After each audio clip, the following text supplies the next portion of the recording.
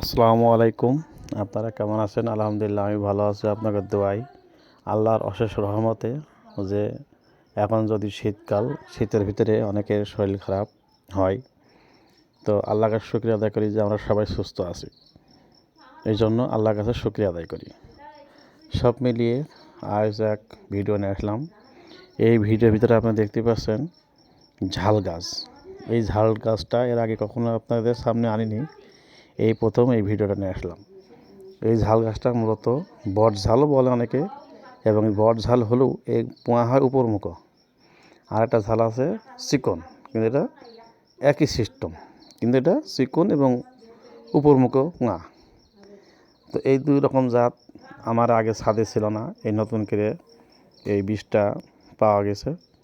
তো মাশাআল্লাহ কিছু ফল হয়েছে এবং ফুল হয়েছে, এবং আশা করছি আগামীতে আরও কিছু হবে। তো সবাই আমার জন্য দোয়া করেন এবং আমার এই ভিডিওতে একটু সাপোর্ট করলে এবং একটু ভালো লাগে।